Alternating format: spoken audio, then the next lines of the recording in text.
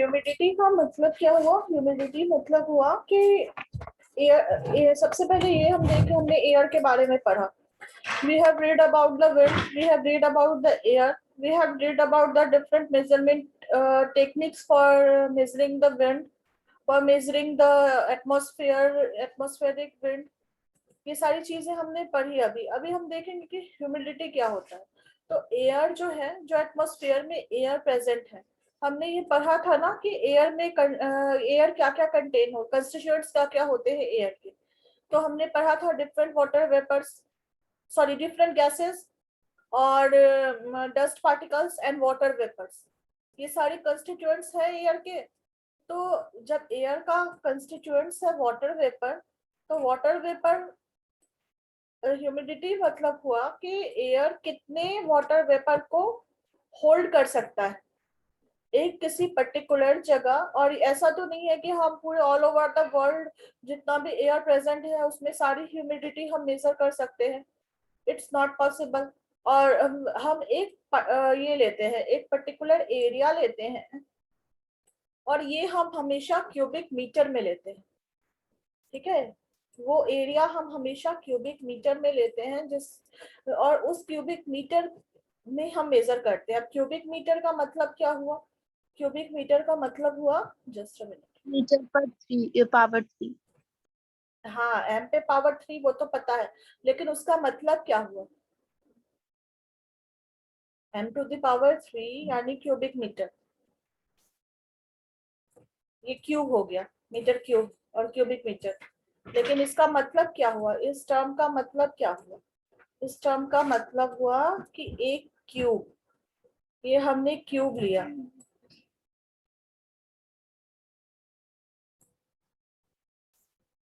1 cubic meter means we are taking a cube.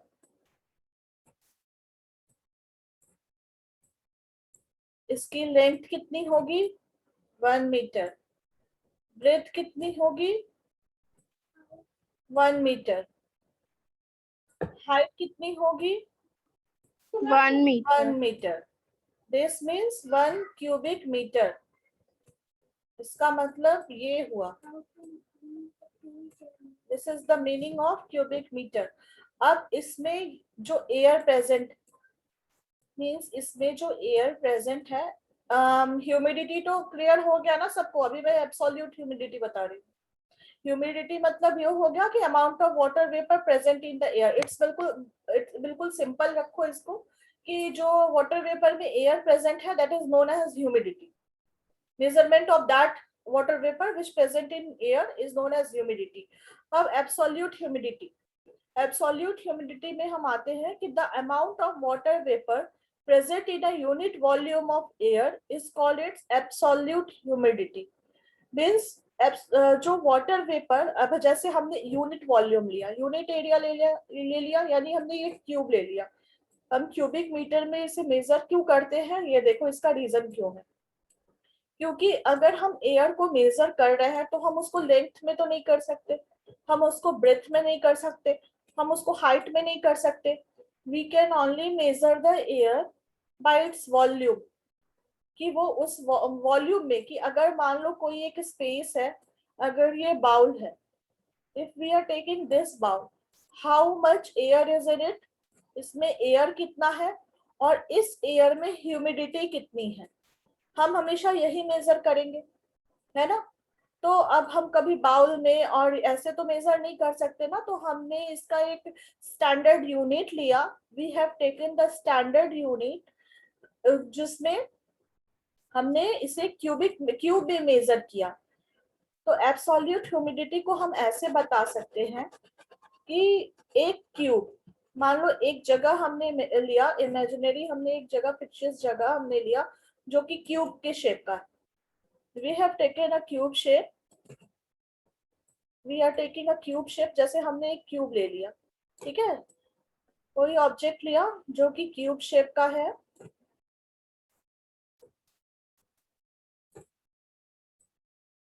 इसकी height भी 1 metre, length भी 1 metre और ब्रेथ भी 1 मीटर.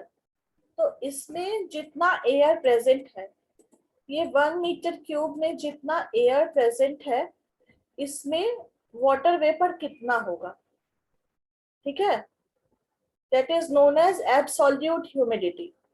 इस एरिया में जो एयर है उसमें वाटर वेपर कितना है, it is absolute humidity.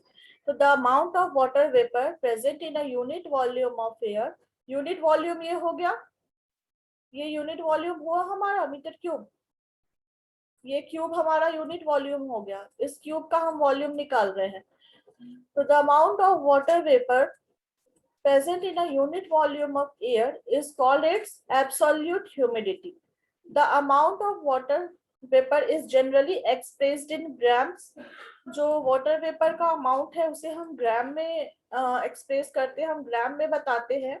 And the volume of air taken is 1 cubic metre. आया ना, जो वॉल्यूम है वो हमने क्यूबिक मीटर में लिया, यानी हम हमेशा एक 1 मीटर क्यूब में जो एयर प्रेजेंट है उसकी ह्यूमिडिटी हम उसके अकॉर्डिंगली हम मेजर करते हैं, ठीक है। For example the absolute humidity on a particular day may be 10 grams per cubic meter of air. Means जो वाटर वेपर है 1 क्यूबिक मीटर एयर में, मतलब इस क्यूब में 10 ग्राम्स एयर होंगे। समझ में आ रहा है? देखो इसको हम मान लेते हैं ये क्यूब शेप है, ठीक है, एक क्यूब हो गया, दिस इज अ क्यूब। इसमें जो एयर है इसमें 10 ग्राम water vapor present है। The air is present in this cube. The water vapor which is present in this cube is 10 gram. However, this measure is not generally used because it does not tell us how much more water vapor the air can hold the same temperature. ये जो absolute humidity है ये generally use में नहीं आता है। We are not using this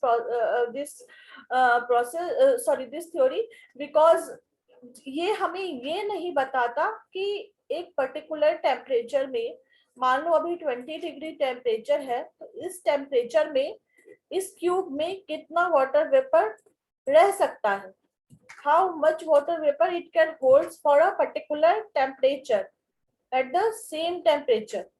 कि अगर मान लो हमने हमारा टेम्परेचर इंक्रीज होता है तब इस पे क्या इफेक्ट होगा, जब डिक्रीज होता है तो इस पे क्या इफेक्ट होगा। हो सकता है ये टेम्परेचर इंक्रीज और डिक्रीज के अकॉर्डिंगली वाटर वेपर को कम या ज्यादा रख सके, वाटर वेपर को कम या ज्यादा होल्ड कर सके इसमें जो एयर है।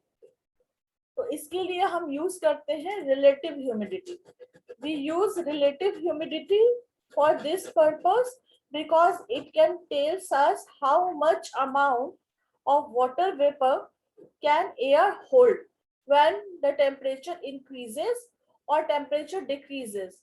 Means with the variations of temperature, if we are using the variation of if there is a variation in temperature, how much an air can contain the water vapor. So relative humidity is the ratio of the amount of water vapor present in a given volume of air at a particular temperature to the maximum amount of water vapor that the same volume of air can hold at that temperature. Means क्या है इसका? इसका मतलब ये हुआ कि relative humidity क्या है, अभी तो बताया भी मैंने। रिलेटिव ह्यूमिडिटी ये है कि मान लो ये एक क्यूब है, दिस इज अ क्यूब, और अभी टेम्परेचर है मेरा 25 डिग्री सेल्सियस। 25 डिग्री सेल्सियस पे ये 100 gram of 10 gram of water vapour 10 gram of water vapour hold कर रहा है, ठीक है। 25 डिग्री सेल्सियस पे ये cube 10 gram water vapour hold कर रहा है। बट अगर टेम्परेचर यहाँ पे 35 डिग्री सेल्सियस हो जाए तो ये क्यूब कितने अमाउंट ऑफ वाटर वेपर को होल्ड करेगा।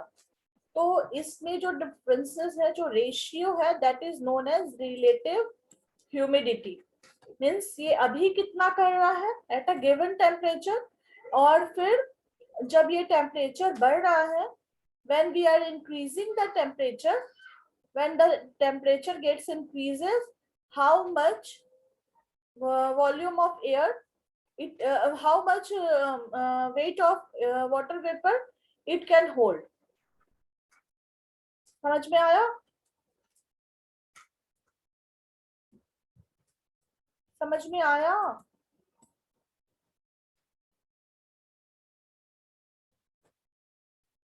हेलो? हाँ ठीक है, ओके.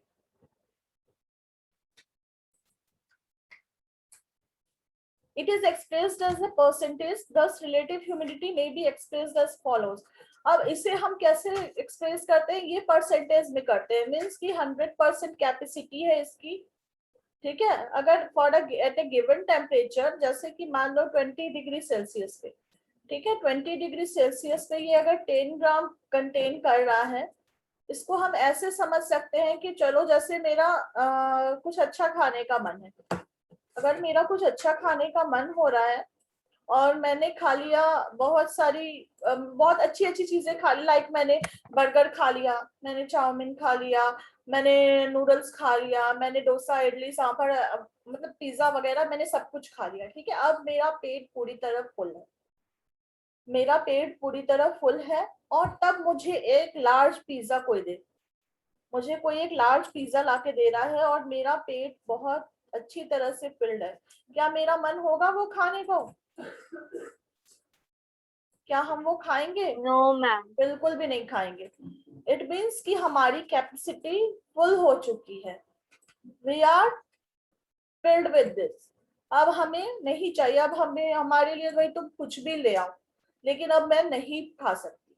तो this is the same thing which happen with the air to.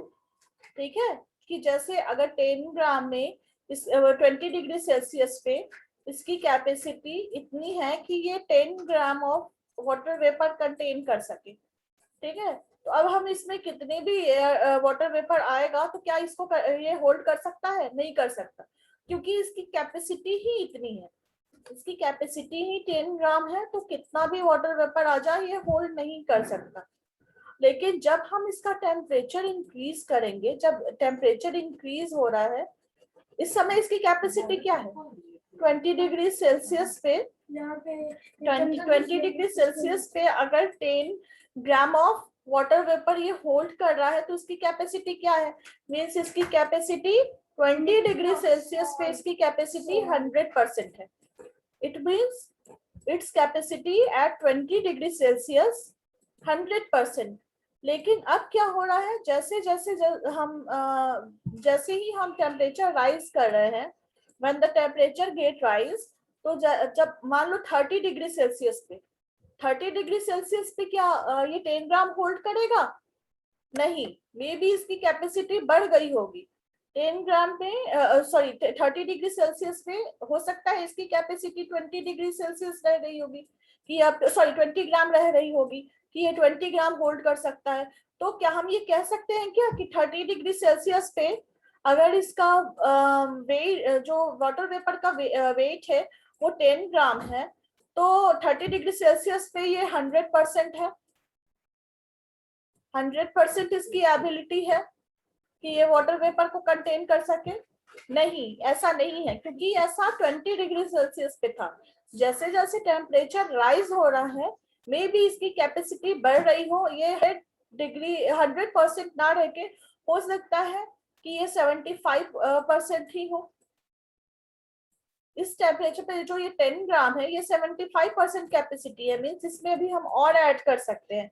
तो इसको, ये जो चीजें हैं ये हम मेजर करते हैं रिलेटिव ह्यूमिडिटी में.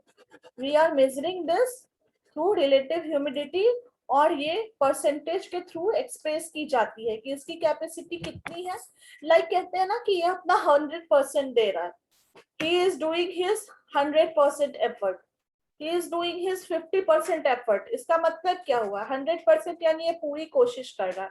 He is doing his 100% effort, he is giving his 100%, he is doing the 100% work. But हम कहते हैं ना कि नहीं नहीं, अभी तो मतलब बस ये अपना 50% दे रहा है. he is doing 50% work only, means कि अभी ये और क्षमता अपनी बढ़ा सकता है, ये अभी और वर्क कर सकता है, ठीक है। This is the same thing in relative humidity. तो रिलेटिव ह्यूमिडिटी को हम कैसे हम मेजर करेंगे, amount of water vapour in a given volume of air at a given temperature. तो इसमें और क्या है, उसके बाद उसे डिवाइड करेंगे, maximum amount of water vapour the same volume of air can hold at the same temperature multiplied by 100। अब इसका देखो ये न्यूमेरिकल बना हुआ है। Suppose at a given temperature a particular volume of air can hold a maximum of 25 of water vapor, but the amount of water vapor present in that volume of air is 20 grams. Then the relative humidity of the air will be, तो इसमें क्या हुआ कि ये बता रहा है कि जो एक पर्टिकुलर टेम्परेचर पे एयर जो है वो 25 ग्राम वाटर वेपर होल्ड कर सकता है, ठीक है। एक पर्टिकुलर टेम्परेचर दिया हुआ है, वो टेम्परेचर और वगैरह ये सब मिला के निकालना ये काफी नेक्स्ट क्लास में या फिर मे बी हायर क्लास में जाओगे तो वो सारी चीजें होंगी कि किस टेम्परेचर पे कितना परसेंट है, ये सारे न्यूमेरिकल्स आएंगे। तो अभी जो है ये बस इतना देखो कि जो मान लो ये एयर है, there is air in a box which can hold, means अभी होल्ड नहीं कर रखा है इसने, which can hold 25 grams of water vapor. This is the 25 gram, but the amount of water vapor present in that volume of air is 20 gram. But अभी इसमें present कितना है, अभी इसमें present है 20 ग्राम, बट ये होल्ड कर सकता है 25 ग्राम। तो इसकी कैपेसिटी कितनी होगी, रिलेटिव ह्यूमिडिटी कितनी होगी एयर की, उसके लिए हम क्या करेंगे 20/25, क्योंकि ये हमेशा हम परसेंटेज में निकालते हैं, तो परसेंटेज में निकालने के लिए हम 100 से मल्टीप्लाई करेंगे, 20 डिवाइडेड बाय 25 मल्टीप्लाइड बाय 100, तो ये हमारा आएगा 80%। यानी कि अभी जो वो 20 ग्राम ऑफ वाटर वेपर जो होल्डेड है, 20 ग्राम ऑफ वाटर वेपर जो वहां प्रेजेंट है, इट मीन्स कि अभी वहां की कैपेसिटी 80% है, means 25% air, sorry 25% water vapour अभी उसमें और ऐड हो सकता है। This is the relative humidity. This देखो यहाँ पे एक्सप्लेन भी करा हुआ है। This means that the air holds 80% of the water vapour, it is capable of holding at that temperature. On a hot day with high relative humidity, the weather will be sultry. This is because we shall sweat a lot, but the sweat will not easily change to vapor. When the relative humidity of air at a given temperature is 100%, the air cannot hold any more water vapor at that particular temperature. Means क्या हुआ कि होता है कभी कभी कि हमें बहुत पसीना आता है ना, बट वो वाटर वेपर में चेंज नहीं होता है, बहुत गर्मी होती है, पसीना बहता ही जाता है बहता ही जाता है, बट वो सूखता नहीं है, कहते हैं ना पसीना सूख ही नहीं रहा है। इट मीन्स क्या, इट मीन्स एयर ने ऑलरेडी अपना 100% वाटर वेपर ऑक्यूपाई कर चुका है, एयर के पास एयर की कैपेसिटी फुल हो चुकी है, वो और एनवायरनमेंट से वाटर वेपर एब्जॉर्ब नहीं कर सकता। तो ये स्वेटिंग का एक रीजन है कि हमें इतनी स्वेटिंग क्यों होती है। हम जो मतलब वो कहते हैं ना पसीना सूख नहीं रहा, स्वेटिंग होता ही रहता है, पसीना सूखता नहीं है, क्योंकि जो एयर है प्रेजेंट जो है एटमॉस्फेयर में उस समय उसने अपनी 100% कैपेसिटी वाटर वेपर का ले रखा है और वो और ज्यादा होल्ड नहीं कर सकता। Relative humidity can be measured with the help of hygrometer. A commonly used form of this instrument consists of 2 thermometers. ठीक है, ये जो है इसके लिए जो इंस्ट्रूमेंट यूज होता है रिलेटिव ह्यूमिडिटी को मेजर करने के लिए is known as hygrometer, और ये यूज होता है इसमें जैसे हमने दो थर्मोमीटर यूज किए, one is an ordinary thermometer known as a dry bulb thermometer and the other known as a wet bulb thermometer, has a piece of wet cloth wrapped around its bulb. If the relative humidity of the surrounding air is low, water from the wet cloth quickly changes. Means क्या है, इसमें दो thermometer का use करा गया है। एक में वेट क्लॉथ है, इस एक को हम ड्राई बल्ब थर्मोमीटर कहते हैं, एक को हम वेट बल्ब थर्मोमीटर कहते हैं। और वेट बल्ब थर्मोमीटर में भींगे हुए कपड़े को लपेटा जाता है और जो भी रिलेटिव ह्यूमिडिटी होती है सराउंडिंग, मतलब उसके आसपास जितने भी जो भी एयर है उसकी जो जैसे उसमें कितना वाटर वेपर, अगर इसमें भीगा हुआ कपड़ा हमने लगाया है, ओके, यहाँ की अगर सराउंडिंग की वाटर वेपर कैपेसिटी अगर कम है तो वो तो तुरंत इससे एब्जॉर्ब कर लेगा, इससे तुरंत वाटर एब्जॉर्ब करेगा ना आसपास का जो एयर है। बट अगर नहीं है तो वो नहीं करेगा। तो to vapour and the temperature shown by the wet bulb thermometer drops. जैसे ही वो अभी इसकी टेम्परेचर जो है वो अगर एयर जो प्रेजेंट है एनवायरमेंट में, एयर जो प्रेजेंट है सराउंडिंग्स में, इसके आसपास जो एयर प्रेजेंट है, air which is present at the surrounding of this thermometer, at the surrounding of this weight cloth, it absorbs water from there. फिर क्या होता है, इसका टेम्परेचर ड्रॉप होगा। The temperature of this weight bulb thermometer drops.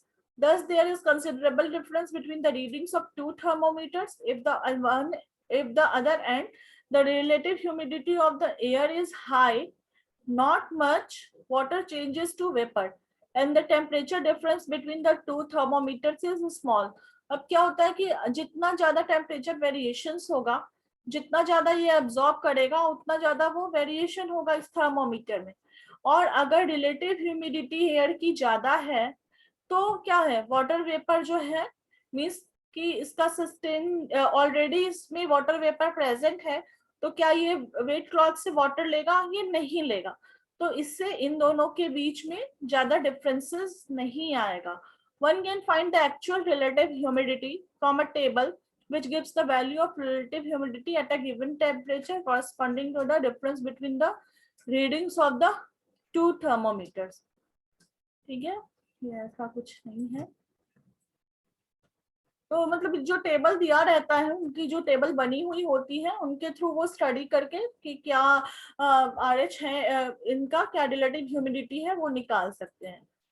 Now come to precipitation. You know that warm air can hold more water vapor than cold air. ये तो सबको पता है कि जो गर्म चीज होती है, गर्म हवा जो होती है, वो ज्यादा वाटर वेपर कंटेन कर सकती है rather than cold air. Cold air जो है उसमें वाटर वेपर कम होता है, कोल्ड एयर काफी डेंस होता है और वाटर वेपर हॉट एयर जो होता है वो स्कैटर्ड होता है। As warm air rises, it cools down and can no longer hold all the water vapor it is carrying. अब क्या होता है कि जैसे ये देखो, ये हम ना वाटर साइकिल की तरफ बढ़ रहे हैं, ये जो हम पढ़ रहे हैं it's all related to water cycle, clouds, rainfall, इन सब से ये रिलेटेड है। तो क्या हुआ, जैसे जो हॉटर एयर है, ठीक है, ये हमने आई थिंक पढ़ा भी है शायद, तो जो हॉटर एयर है इसमें ज्यादा वाटर वेपर होगा, ठीक है, ये ज्यादा वाटर वेपर को कंटेन करेगा। फिर जैसे जैसे ये ऊपर की तरफ जाता है और ये वाटर वेपर सॉरी ये एयर जो है ये ठंडा होता जाता है। अब जब ये ठंडा होता जाएगा तो क्या ये जितना गर्म था ये तब इसने होल्ड किया था, उतना ये ठंडा होगा तो ये क्या ये होल्ड कर पाएगा? नहीं होल्ड कर पाएगा। It will not hold that much amount of water vapor which it was holding earlier when the air was hot. So the excess vapor then condenses into tiny droplets of water. अब देखो बारिश कैसे होती है, ठीक है, अब ये पता चल रहा है ना कि बारिश कैसे हो रही है। तो जो एक्सेस वेपर है, जो इस कूल एयर में एक्सेस वाटर वेपर है, ये क्या होगा, ये तो फिर water drop, tiny water droplets के थ्रू नीचे आएगा, और ये हो गई बारिश, ये बारिश हो गई। और फिर क्या होता है, अब स्नोफॉल कैसे होगा, if the temperature is low enough, अगर टेम्परेचर जो है वो बहुत ज्यादा कम होगा, मीन्स यहाँ से वाटर ड्रॉपलेट आ रही है, यहाँ से टाइनी ड्रॉपलेट आ रही है, बट क्या हो रहा है कि नीचे भी हमारा टेम्परेचर लो है। ऐसा नहीं है कि यहाँ गर्म है, यहाँ गर्म है तब तो बारिश की बूंद बन के गिरेगी, बट अगर टेम्परेचर हमारे एटमॉस्फेयर का भी लो है, जैसे ठंड के दिनों में होता है, अभी देखते हो अभी होता है कि शिमला में, मनाली में स्नोफॉल हो रहा है, ऐसा सुना है? नहीं सुना। क्यों नहीं सुना? इसलिए क्योंकि वहां भी अभी टेम्परेचर उतना कम नहीं होता है जिससे कि वो वाटर ड्रॉपलेट जो है वो क्रिस्टलाइज हो पाए, वो आइस के फॉर्म में आ पाए। तो अभी और ठंड के दिनों में भी क्या होता है, एक बार में बारिश, एक बार में स्नोफॉल नहीं हो जाता। सबसे पहले जब स्नोफॉल होता है तो थोड़ी सी बारिश होती है, ठीक है, एक दो दिन अगर बारिश हो गई तो सब कहते हैं, अब तो जो पहाड़ी लोग होते हैं, those people who are living in mountain, अगर ठंड के दिनों में या जब ठंड होने वाली होती है तो अगर बारिश हो जाती तो कहते हैं कि अब देखता, अब स्नोफॉल होगा ही होगा, क्योंकि टेम्परेचर डिक्रीज हो जाता है। उस जगह का टेम्परेचर जैसे ही डिक्रीज हुआ, और तब जब वाटर ड्रॉपलेट ऊपर से आती है, then it turns into the crystal form, tiny crystal of ice, or these droplets or crystal are so light that they float in the air carried by air current। जो ये form हो रहा है छोटा सा टाइनी क्रिस्टल ऑफ आइस, ये फिर वहां पे जो विंड होगी, जो एयर करंट होगी, उनके थ्रू फ्लो होती है, और इस जो वो जब वो डाउन होगी, when it comes near the surface of the earth, it will termed as a snowfall. जब वो बिल्कुल नीचे आएगी, अगर धरती पे आ गई, तब तो वो ये क्या कहते हैं, स्नोफॉल हो गई। लेकिन अगर वो फ्लोट कर रही है, मीन्स देखो ये एयर गया ऊपर, ये हॉट एयर है, it went up, it cool down here, and the tiny droplets of water, tiny droplets of water or tiny droplets of ice, tiny crystal of ice, जब ये कूल होके ice में बन गई, फिर क्या हुआ, फिर ये विंड के थ्रू ब्लो करके, और यहाँ पे ये मास फॉर्म कर जाएगी। जब ये मास फॉर्म कर रही है, ठीक है, ये तो जो स्नोफॉल मैंने बोला था वो इसके बाद का प्रोसेस है, कि फिर यहाँ पे वो जो बारिश हो रही है, देन अगर एनवायरनमेंट हमारा कूल हो रहा है तो ये स्नोफॉल में चेंज हो जाएगा। उससे पहले ये क्लाउड बन गई है, इससे पहले यहाँ क्लाउड का फॉर्मेशन हो रहा है। यानी जब एयर कूल, जो हॉट एयर है वो कूल हुआ, और उसमें जो वो जब वो कंटेन नहीं कर पा रहा है वाटर वेपर को, और वो चेंज हो रहा है tiny form of tiny water droplets में या टाइनी क्रिस्टल ऑफ आइस में, then it accumulates and it forms clouds। समझ में आया? ये मैंने तुम लोगों को एक आगे ही बता दिया था स्नोफॉल, तो स्नोफॉल तक जाने की जरूरत नहीं है, अभी क्लाउड ही समझो। क्लाउड का फॉर्मेशन तो आ गया ना समझ में?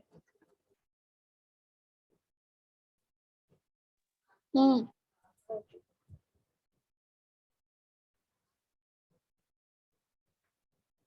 हाँ यही है, the moving droplets of crystal bump into each other, ये एक्यूमुलेट हो रही है, एक दूसरे के साथ स्टिक हो रही है, और ये मिलके क्या कर रही है, ये क्लाउड बना रही है। और फिर क्या होता है, जब वो उसके बाद क्या होता है, वहां वो एक्यूमुलेट होती जाती है, होती जाती है, होती जाती है। When it forms bigger in size, when they accumulate and they form a bigger size, then they fall as a rain and snow। Snow कब होता है, रेन होता है, रेनिंग होती है जब टेम्परेचर ज्यादा कम नहीं होता, और स्नोफॉल तब होता है जब इसका भी टेम्परेचर कम हो, और यहाँ भी नीचे डाउन टुवर्ड्स द अर्थ तो भी टेम्परेचर हमारा कम हो, then it will be snow। The falling of condensed water vapor is called precipitation। तो ये जो कंडेंस्ड वाटर वेपर है, ये जो घना वाटर वेपर है, जब ये गिर रहा है, जब ये जैसे ओस वगैरह गिरती है ना, तो ये प्रेसिपिटेशन ही कहलाती है, तो वो प्रेसिपिटेशन कहलाता है। The falling of condensed water vapour is called precipitation. ठीक है, आज इतना ही रहने देते हैं। मेजरिंग प्रेसिपिटेशन कल हम करेंगे।